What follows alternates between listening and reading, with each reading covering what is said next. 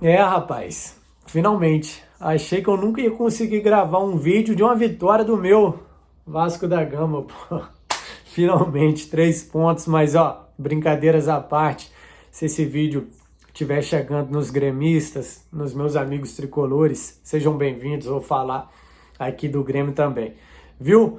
Mas ó, uma pena, domingo, 4 horas da tarde, São Januário, uma pena a punição, uma pena não termos torcida ontem, porque a torcida do Vasco ia dar um espetáculo à parte, cara. Pela forma que o Vasco construiu o jogo, né? Construiu o seu gol. O contexto mesmo, gol já no final, porra, ia ser muito foda. Uma pena, uma pena. Mas ó, vamos falar do jogo. Queria começar falando do Grêmio. Lembro que eu fiz um vídeo sobre Grêmio e Botafogo. Eu achei que o Grêmio fez uma partidaça. Até falei, lembro que até falei no vídeo que era muito bom ver o Grêmio jogar, a maneira que o Renato Gaúcho pensa futebol. É um time de controle, de posse de bola, de criar a todo momento. É um time que não abdica do seu jogo. Vinha sendo assim na temporada, mas de lá para cá caiu. Caiu coletivamente, não só coletivamente. Acho que o Grêmio caiu em atuações individuais. O seu meio-campo, que é de muita imposição, né, nesse jogo por dentro, nesse jogo com a bola, caiu, cara. Caiu o Vila Sante, caiu o Carvalho, até o Bitelo caiu tecnicamente. E o Bitelo talvez vinha sendo um dos caras mais importantes da temporada do Grêmio, jogando lá direito, muitas vezes espetado, aberto, mas com muita liberdade para construir, para cair por dentro. Então, são atuações individuais que caíram, que fazem diferença no momento do Grêmio, sabe? O próprio Reinaldo no lado esquerdo, um lateral muito agudo, um lateral que pisa muito lá na frente, sabe? Então, não só coletivamente, acho que em atuações individuais o Grêmio caiu. E principalmente fora de casa tem tido muita dificuldade para impor o seu jogo, né? Foi assim contra o Goiás e foi assim com o Vasco ontem. Apesar de um primeiro tempo equilibrado, acho que o Ferreirinha vinha sendo um dos melhores jogadores da partida ali no primeiro tempo, ganhando duelos com o Robson Bambu. Teve uma oportunidade que ele, não sei se limpa o Robson e o Medel e cai por dentro, poderia ter finalizado, ia fazer um golaço, um contrapé do Léo Jardim, mas tentou driblar mais uma vez. Assim, primeiro tempo equilibrado, mas o Grêmio ainda deixando o Vasco com a bola. E eu queria entender, assim, não sei se o que o Renato pensou. Geralmente os adversários fazem isso com o Vasco em São Januário, tá? Passar o nervosismo, passar a pressão para o lado do Vasco, deixando o Vasco com controle da posse de bola. Não sei se o Renato pensou nisso ou se o jogo se desenhou dessa forma mesmo, mas de novo, tô vendo essa dificuldade no Grêmio, cara, de impor o seu jogo. Talvez o melhor momento do Grêmio nesses últimos jogos tenha sido o início de jogo contra o Flamengo na Copa do Brasil. E eu acho que o Grêmio não pode abdicar da sua forma de jogar, cara. O Grêmio precisa da bola para jogar. É um time de refino técnico, cara. De jogadores com qualidade técnica, sabe? Senti dificuldade de novo ontem no Grêmio nesse quesito. Tinha visto a partida contra o Goiás também.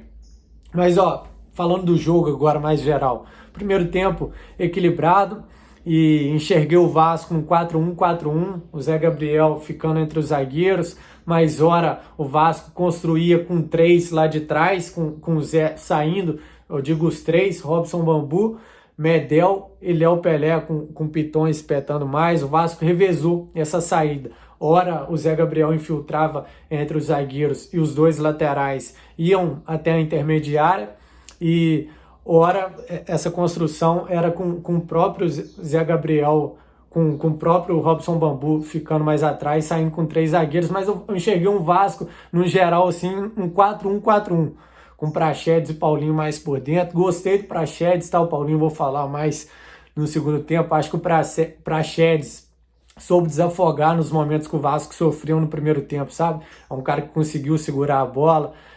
E o Orediano, Peck mais aberto, mas com muita liberdade para cair por dentro.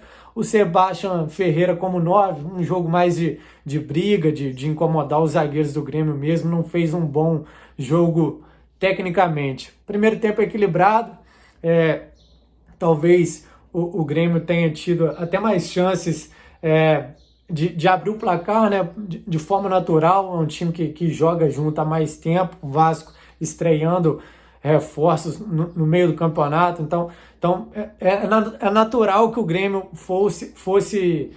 tivesse mais chances de fazer o gol, de abrir o placar. Mas aí o segundo tempo, cara, muda realmente a história do jogo. Achei um Vasco bem melhor. O Vasco assumiu o controle do jogo e principalmente o jogo por dentro, né? E aí, cara, pra mim, o melhor em campo junto com o Verratti, Paulinho. Paulinho mudou a cara do jogo, cara. Mudou a cara do jogo, ganhando em dribles, o jogo por dentro mesmo. Logo no início do segundo tempo, ele constrói toda uma jogada no corredor central, saindo lá de trás, limpou 2-3 do Grêmio, bola no Peck. Achei que o Peck demorou um pouquinho na finalização, mas no movimento muito foda do Peck, né? Sair lá de trás, no lado esquerdo, no meio campo, fez a diagonal toda para o Paulinho achar ele. E ali indicava que o Vasco seria diferente no segundo tempo. E realmente, cara, as jogadas foram todas... Às vezes que o Vasco chegou para finalizar de forma clara, né, com chances claras de gol, foi com o Paulinho construindo por dentro. Depois o Verratti entra e aí, cara, a palavra é esperança, né? Perdão. A palavra é esperança, né?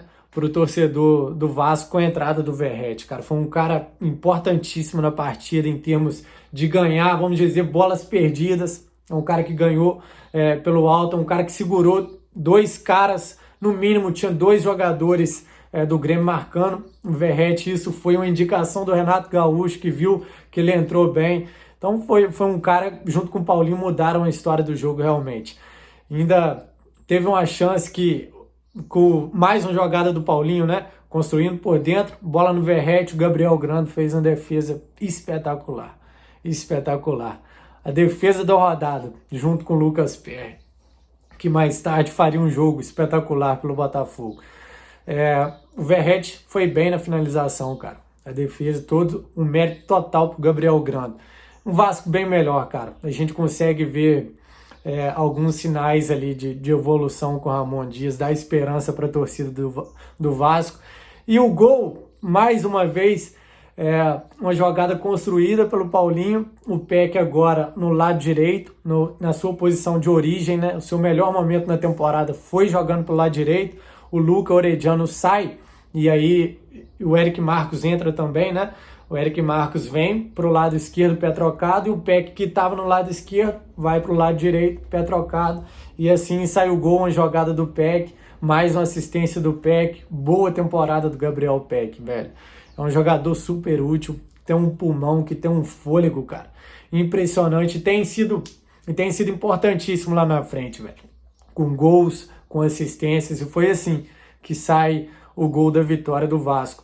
Agora, falando de atuações individuais do Vasco, achei um bom jogo do Vasco coletivamente, dá esperança, mas vamos falar de atuações individuais. A dupla de zaga do Vasco, muito bem mesmo. Medel e Léo fizeram partidas assim espetaculares, principalmente o Medel, cara. Olhando o jogo de frente, é um jogador que vem atuando mais assim nesse fim de carreira, né? Na seleção do Chile, foi assim no futebol italiano. Acho que o Ramon Dias vai manter essa dupla de zaga. Cara, achei um jogo assim sólido de Lucas Piton e Robson Bambu. O Zé Gabriel, acho que fez um bom jogo taticamente, em termos de posicionamento, mas errou tecnicamente algumas saídas de bola, foi perigoso ali no primeiro tempo, mas é um cara que fez um bom jogo taticamente, na minha opinião. Gostei muito do Praxedes no primeiro tempo, desafogar, de ser um cara ali que segurava a bola. O Paulinho, no segundo tempo, muda a história do jogo, para mim, o melhor em campo, junto com o Verratti. O Verratti entra para fazer o gol da vitória, e não só o gol, como eu disse, foi um cara que ganhou muitos duelos, que segurou a marcação do Grêmio, que liberou espaço para outros jogadores do Vasco, né? Tô tentando lembrar se falta alguém. Acho que o Eric Marcos entrou muito bem também. Gostei da atuação do Gabriel Peck. É isso, cara. É isso. É uma atuação que dá esperança para a torcida do Vasco. Não foi um gol achado.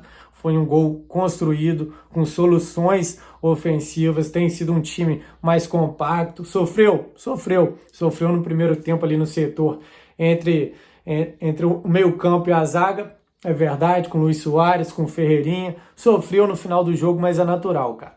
A partir do momento que o Vasco fez o gol, os 3 pontos valiam mais que tudo, o Vasco baixou os blocos, o Gustavinho perde um gol incrível. Quando o Gustavinho perde o gol, cara, eu falei, cara, talvez a sorte do Vasco tenha mudado naquele momento ali. E são 3 pontos que não fazem tanta diferença nesse momento em termos de tabela, mas fazem a diferença aqui pro mental, para talvez o Vasco conseguir uma reação aí. Tomara, cara. Tomara. É isso. Sobre o Grêmio, eu acho que caiu. E não só coletivamente, como eu disse, mas caiu em atuações individuais. Soares quase que não é servido, cara. E o Grêmio tem essa característica nessa temporada de servir muito o Soares. Soares tem várias chances de fazer gols no primeiro semestre de 2023. Soares era muito servido no Grêmio e não tem sido mais. Mas é isso. Vasco 1, Grêmio 0 em São Januário pelo Brasileirão. Um resultado que dá esperança para a torcida do Vasco da Gama, do meu Vasco da Gama, e um resultado que preocupa principalmente em termos de desempenho para a torcida do Grêmio. Fechou? Tô chegando por aqui, minha galera. Valeu, muito obrigado.